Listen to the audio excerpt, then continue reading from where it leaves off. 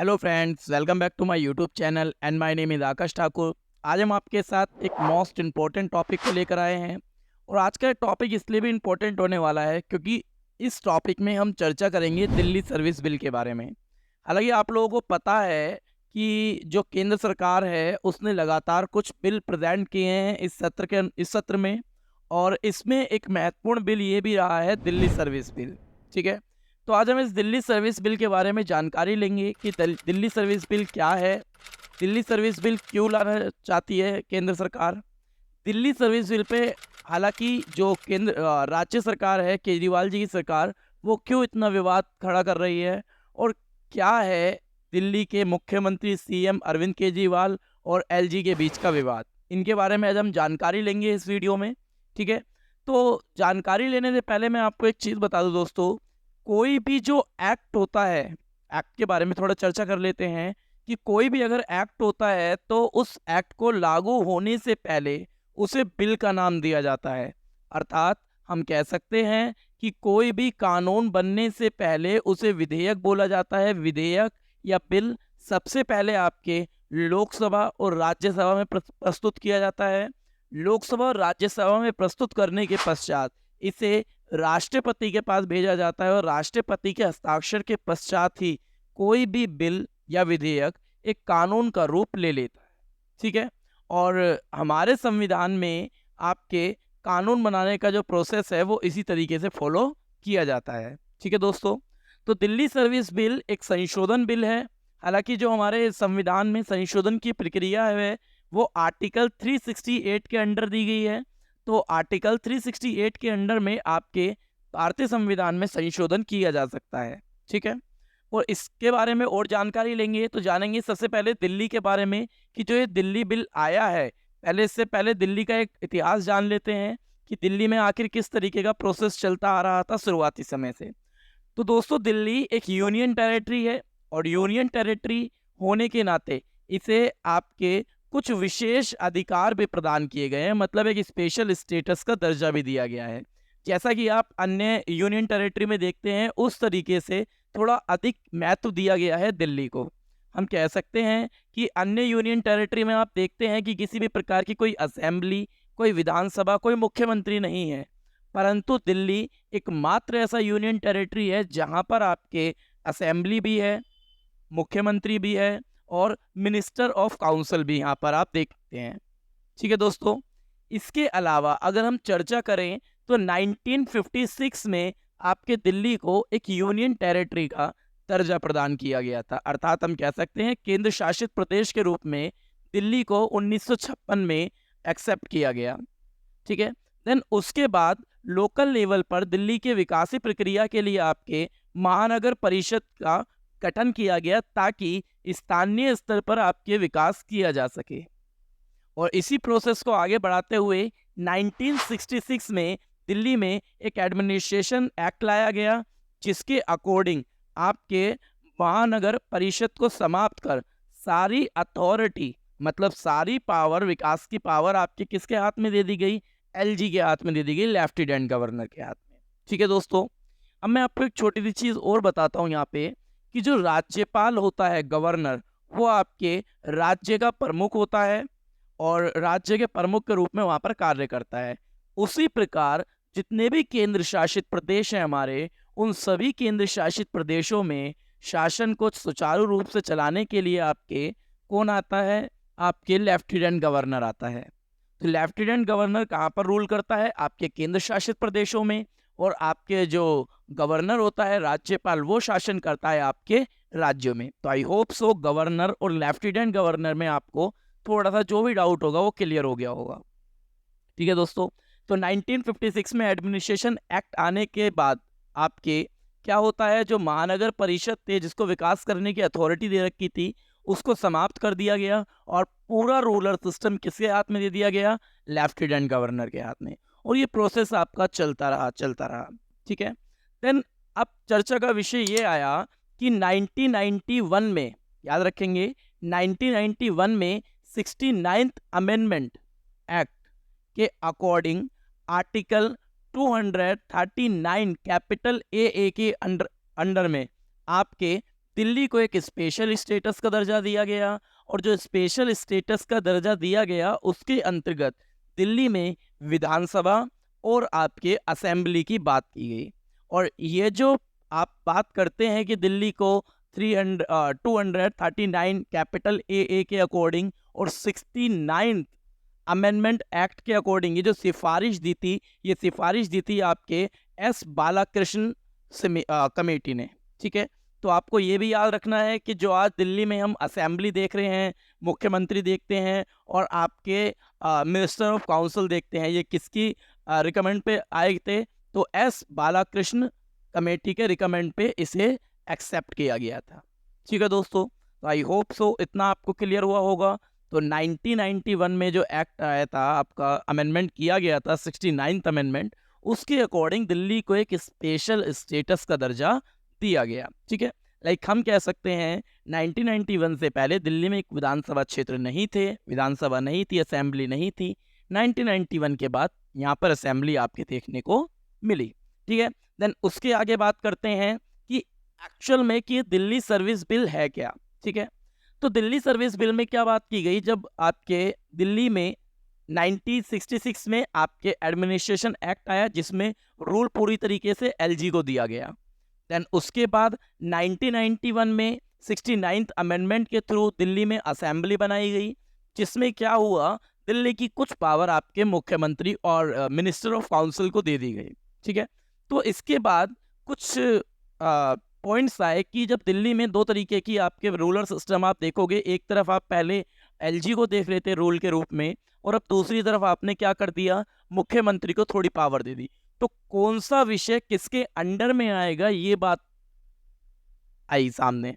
तो इसी चीज को देखते हुए आपके पुलिस, पब्लिक ऑर्डर और लैंड, ये तीन जो विषय थे, ये विषय किसके अंडर में दे दिए गए, आपके लेफ्टिनेंट गवर्नर के अंडर में दे दिए गए।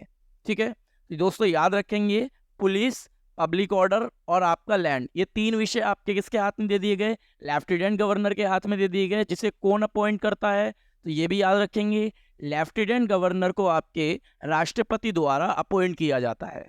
ठीक है, जब ये तीन विषय इनको दे दिए गए, तो बाकी के जितने भी विषय थे उन सभी विषयों पर किसका अधिकार दे दिया गया, आपके दिल्ली गवर्नमेंट का अधिकार कर दिया गया। ठीक है, देन इसके बाद जब प्रोसेस आगे बढ़ा, तो जब तक स्थिति सामान्य चल रही थी, जब तक केंद्र और राज्य स्तर, मतलब दिल्ली में जो केंद्र सरकार है और दिल्ली में जो राज्य सरकार है, दोनों सरकार बिल्कुल सिमिलर थी। एक टाइम पे आपने देखा था कि 2004 से 2014 के बीच में कांग्रेस की सरकार थी, और उसी समय दिल्ली में आपके कांग्रेस की दिल्ली में भी सरकार थी। शीला दीक्षित उस समय आपके मुख्यमंत्री थी और प्रधानमंत्री के रूप में आपके मनमोहन सिंह कार्यरत थे। ठीक है, तो कोई मतभेद का कोई भी इशू ऐसा नहीं था जिसके कारण इस बिल में कोई संशोधन किया जाए। परंतु 2014 में सरकार बदली और आपने देखा कि 2014 में आपके बीजेपी की सरकार आई और प्रधानमंत्री के रूप में नरेंद्र मोदी जी को चुना गया। देन उसके बाद आपने एक चीज़ और देखी कि दिल्ली में मुख्यमंत्री भी बदले गए और दिल्ली में मुख्यमंत्री के रूप में आपके अरविंद केजरीवाल जी को चुना गया। ठीक है, जब ये दोनों ही सरकार आपके अपोजिट देखने को मिली, एक तरफ आम आदमी पार्टी की सरकार और एक तरफ बीजेपी की सरकार, तो इन दोनों ही सरकार में मतभेद उत्पन्न हो गए। अभी तक हमने जो देखा था कि दोनों ही लेवल पर एक सरकार चल रही थी, तो एलजी और गवर्नमेंट दोनों के बीच में सही तरीके से कोई एक तरीके से संबंध बना रखा था। पर अब आपके एक तरफ आम आदमी पार्टी, एक तरफ बीजेपी, तो दोनों के बीच का संबंध क्या हो गया, दोनों के बीच का बैलेंस बिगड़ गया। और 2015 में आपके केजरीवाल की सरकार ने एक एक्ट लागू किया और उस एक्ट में कुछ परिवर्तन किए। उस परिवर्तन में क्या था कि पब्लिक डीलिंग के जो काम थे वो किसे दिए गए, वो आपके गवर्नमेंट को दे दिए गए, दिल्ली सरकार को, जिसके परिणाम स्वरूप अब जो भी होगा आपके दिल्ली गवर्नमेंट फैसला लेगी। जब ये बात आपके एलजी तक पहुंची तो एलजी ने ऐसा मानने से इनकार कर दिया, जिसके कारण दोनों ही पक्षों के बीच में आपके मतभेद स्टार्ट हो गई और इसी मतभेद के कारण ये फैसला आपका हाईकोर्ट तक भी पहुंच गया। और जब ये फैसला हाईकोर्ट तक पहुंचा तो हाईकोर्ट तक पहुंचने के पश्चात दोनों ही पक्षों के बीच में आपकी दोनों ही पक्षों की दलीलें सुनी गई और दिल्ली गवर्नमेंट ने फैसला भी दिया किसके हक में, दिल्ली सरकार के बीच, सुप्रीम कोर्ट ने, हाई कोर्ट ने फैसला सुनाया दिल्ली सरकार के बीच में। परंतु बाद में फिर वही कि केंद्र सरकार के बीच में आपसी मतभेद होने शुरू हो गई। स्टेट गवर्नमेंट कहती है कि केंद्र सरकार हमें कार्य नहीं करने दे रही, एलजी कुछ ऐसे काम को लेकर बैठे हुए हैं जिसके कारण दोनों के पक्षों के बीच में आपके मतभेद स्टार्ट हो गई। मतलब गवर्नमेंट को एलजी काम नहीं करने दे रहा, कुछ अथॉरिटी एलजी के पास थी, जिसके परिणाम स्वरूप बार बार ब्लेम करते थे दिल्ली गवर्नमेंट, जिसके स्वरूप आपके क्या हुआ, 2019 में अगेन ये फैसला किसके पास चला गया, सुप्रीम कोर्ट के पास चला गया और सुप्रीम कोर्ट ने पूरी अथॉरिटी आपके दिल्ली गवर्नमेंट को दे दी। बट फिर 2023 में अगेन सुप्रीम कोर्ट में गया, फिर हक में फैसला आपके किसके गया, दिल्ली सरकार के। परंतु वही मतभेद का सिलसिला चलता रहा केंद्र सरकार मतलब एलजी और आपके दिल्ली के मुख्यमंत्री के बीच में, जिसके परिणाम स्वरूप मानसून सत्र से पहले आपके एक ऑर्डिनेंस पास किया गया आपके राष्ट्रपति द्वारा। ऑर्डिनेंस या आप एक ऐसा अध्यादेश जारी किया गया। अध्यादेश के बारे में मैं आपको जरा बता देता हूँ थोड़ा सा।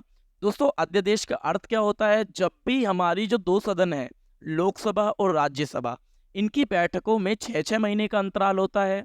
यदि 6 महीने के अंतराल के बीच में इमरजेंसी कोई कानून बनाना पड़ जाए तो ऐसी स्थिति में आपके राष्ट्रपति क्या कर सकता है, एक कानून ला सकता है। परंतु राष्ट्रपति द्वारा लाए गए कानून को आप अध्यादेश का नाम देते हैं। ठीक है, तो अध्यादेश क्या है, जब हमारे दोनों सदनों की बैठकें ना हो रही हो उस समय एक इमरजेंसी में जो एक्ट बनाया जाता है राष्ट्रपति के थ्रू, उसे अध्यादेश बोला जाता है। परंतु अध्यादेश की एक बात है कि अध्यादेश जब लागू होगा तो उसके 6 महीने के अंदर अंदर उसे आपके लोकसभा या राज्यसभा से पास करवाना होगा, तभी वो पास माना जाएगा, अन्यथा अध्यादेश क्या हो जाएगा, रद्द किया जा सकता है। तो संशोधन के लिए दिल्ली सर्विस बिल में आपके एक अध्यादेश लाया राष्ट्रपति द्वारा। जैसे ही लोकसभा की बैठकें शुरू हुई तो लोकसभा की बैठक में उस अध्यादेश को प्रेजेंट किया गया। देन प्रेजेंट करने के बाद लोकसभा से उसे पास करवा लिया गया। इस दिल्ली सर्विस बिल में क्या था, दिल्ली सर्विस बिल के अकॉर्डिंग आपके ट्रांसफरिंग, पोस्टिंग और वेतन से संबंधित जितने भी प्रमुख प्रावधान होंगे उन सब पर किसका डिसीजन होगा, आपके राज्यपाल का उपराज्यपाल लेफ्टिनेंट गवर्नर का पूरा अधिकार होगा। तो आप कह सकते हैं कि दिल्ली में पब्लिक ऑर्डर से रिलेटेड जो पोस्टिंग होती है, ट्रांसफरिंग होती है, किसी के पद का तबादला होता है, तो ये सारी चीज़ें किसके कंट्रोल में चली जाएगी, आपके एलजी के कंट्रोल में चली जाएगी, जो अब तक किसके हाथ में थी, मुख्यमंत्री के हाथ में दे रखी थी। ठीक है, तो दिल्ली सर्विस बिल में सर्विस से रिलेटेड जितने भी डिसीजन होंगे वो सब एलजी के कंट्रोल में आ जाएंगे, या आप कह दो एक तरीके से केंद्र के अधिकार में आ जाएंगे। ठीक है, तो आपके जो मुख्यमंत्री थे हमारे अरविंद केजरीवाल, वो लगातार इस बिल का विरोध कर रहे थे और उम्मीद कर रहे थे कि जब लोकसभा में इस बिल को पास करवाया गया कि राज्यसभा में इस बिल को आपके फेल कर दिया जाएगा, क्योंकि राज्यसभा में बीजेपी के पास फुल मेजोरिटी नहीं है। तो उम्मीद लगाए बैठे थे कि अपोजिशन केजरीवाल का साथ देगा और इस साथ के परिणाम स्वरूप राज्यसभा में हम इस बिल को गिरा सकते हैं। परंतु राज्यसभा में भी ये बिल क्या हो गया, पास हो गया। 102 वोट अपोजिशन में पड़े और 131 वोट इसके पक्ष में, रूल में पड़े। तो आप कह सकते हैं 131 वोट पक्ष में पड़े और 102 वोट इसके विपक्ष में पड़े और राज्यसभा से भी इसे पास करवा लिया गया है। तो अब हम कह सकते हैं कि जो दिल्ली सर्विस बिल है, इस सर्विस बिल के आते ही क्या होगा, आपके दिल्ली गवर्नमेंट के कुछ अधिकार आपके एलजी के पास चले जाएंगे। ठीक है दोस्तों, तो आई होप सो आपको अभी तक ये क्लियर हुआ होगा। अब एक बात और जान लेते हैं कि यदि ये बिल पास होता है तो इस बिल से क्या फ़ायदे हो सकते हैं। ठीक है, तो दोस्तों सबसे पहला फ़ायदा ये होगा, अधिकारियों में स्पष्टता होगी। अर्थात हम कह सकते हैं कि अभी आप देखते हो कि दिल्ली में कभी मतलब एलजी अपने निर्णय लेता है, कभी आप देखते हैं कि दिल्ली का मुख्यमंत्री एलजी को ब्लेम करता है कि वो एलजी को काम नहीं करने दे रहा, इसीलिए हम अधिकारियों को सही तरीके से क्या नाम है उनके अधिकार नहीं दे पा रहे हैं, जो आपके ऑफिसर्स हैं। तो इसको लेकर क्या है, आप देखते हो कि इनबैलेंस बना रहता है कि कभी दिल्ली गवर्नमेंट एलजी को ब्लेम करती है, कभी एलजी कहता है कि दिल्ली गवर्नमेंट कार्य नहीं कर रही है। तो इस चीज़ को लेकर दोनों ही पक्षों के बीच में मतभेद बना रहता है। तो जैसे ही ये बिल आपका लागू होगा, इस बिल से क्लियर स्पष्ट हो जाएगा, क्लियरिटी मिल जाएगी अधिकारियों को किसका फैसला अंतिम माना जाएगा, किसका फैसला अंतिम नहीं माना जाएगा। दूसरे पक्ष की बात करते हैं। दूसरा जो इसको फ़ायदा हो सकता है वो होगा, दिल्ली के बॉस के रूप में हम लोग देखेंगे कि कौन है। देखिए, अभी तक ये क्लियर नहीं है कि दिल्ली का बॉस कौन है, कि एक्चुअल में दिल्ली गवर्नमेंट दिल्ली के बॉस के रूप में काम कर रही है या फिर एलजी दिल्ली के रूप में काम कर रहा है। अभी तक ये क्लियरिटी किसी को नहीं है, क्योंकि वही बात फिर कि दिल्ली गवर्नमेंट एलजी को ब्लेम करती है, एलजी अगेन आपके मुख्यमंत्री को ब्लेम करता है, जिसके कारण दोनों ही पक्षों के बीच में आपके मतभेद बनी रहती है। और दिल्ली में आपके किसका रूल है ये समझ नहीं आता सरकार को, सॉरी अधिकारियों को। जब अधिकारियों को समझ नहीं आ रहा तो आम नागरिक को क्या समझ आएगा। तो कहीं ना कहीं एक तरीके से इनबैलेंस बना हुआ है। इस बिल के पास होते ही एक क्लियरिटी मिलेगी कि आपके किसका फैसला मानना है, देन दिल्ली का बॉस कौन है। तीसरा एक पक्ष ये भी हो सकता है, केंद्र को मजबूत पकड़ मिल सकती है। देखिए दिल्ली एक सेंट्रल है और केंद्र में सरकार होने के कारण कहीं ना कहीं केंद्र सरकार की दिल्ली पर पकड़ कमजोर है। अभी तक अगर हम 2014 के पहले की बात करें तो दोनों में सिमिलर गवर्नमेंट थी, तो इस वजह से ज़्यादा हम लोग देख नहीं पाते थे मतभेद। परंतु जब दोनों की गवर्नमेंट अलग अलग आई, दिल्ली गवर्नमेंट अलग और सेंट्रल गवर्नमेंट अलग, तो हमें एक्चुअल में पता चला कि सेंट्रल किस तरीके से आपके दिल्ली से अलग है, मतलब कटी हुई है, इतनी पावर नहीं मिली हुई।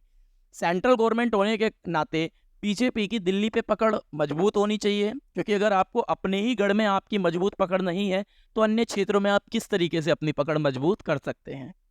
तो हम कह सकते हैं कि जैसे ही ये बिल लागू होगा तो केंद्र सरकार की दिल्ली पर पकड़ मजबूत हो जाएगी, जो होनी भी चाहिए, क्योंकि एक राजा की अपने ही गढ़ में पकड़ मजबूत होनी आवश्यक है, तभी वह अन्य क्षेत्रों पर रूल शासन कर सकता है। ठीक है, the last and final point कि बिना दबाव के कार्य किया जा सकता है। अभी क्या हो रहा है, अभी कुछ पक्षों का मानना है कि आपके एलजी साहब की वजह से दिल्ली में विकास नहीं हो पा रहा है। वहीं कुछ तर्कों का कहना है कि दिल्ली में आपके केंद्र सरकार कार्य नहीं करने देती है, जिसके कारण इन राजनीति के पचड़े में आप देखते हैं कि आम जनता पिस रही है। तो इसीलिए सिंपल सी चीज़ है, जैसे ही ये बिल लागू होगा तो इसमें एक क्लियरिटी बिल्कुल शो हो जाएगी कि दिल्ली में किसका शासन है, विकास की प्रक्रिया में कौन भूमिका निभाएगा, दिल्ली का बॉस कौन है। देन बिना दबाव के कार्य भी किया जा सकता है, क्योंकि अभी अधिकारियों को और अफसर को यही नहीं पता ही किसका ऑर्डर लेना है किसका ऑर्डर नहीं लेना है। तो ये एक सबसे बड़ी समस्या है। ठीक है, तो दिल्ली सर्विस बिल के आने से ये चीज़ क्लियर हो सकती है। ठीक है, तो आई होप सो दोस्तों आपको दिल्ली सर्विस बिल क्लियर हो गया होगा। इसके मैंने कुछ पॉइंट्स बताए, दिल्ली के बारे में आपको जानकारी दी।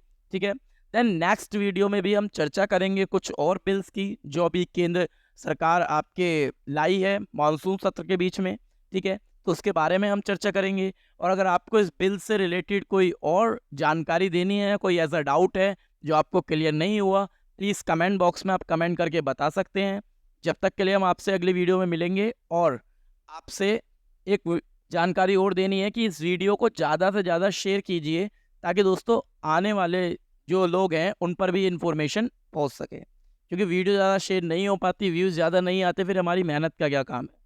तो दोस्तों आप हमारी मेहनत को रंग लाइए और ज़्यादा से ज़्यादा इस वीडियो को शेयर कीजिए। ठीक है, जब तक के लिए शुक्रिया, धन्यवाद, जय हिंद।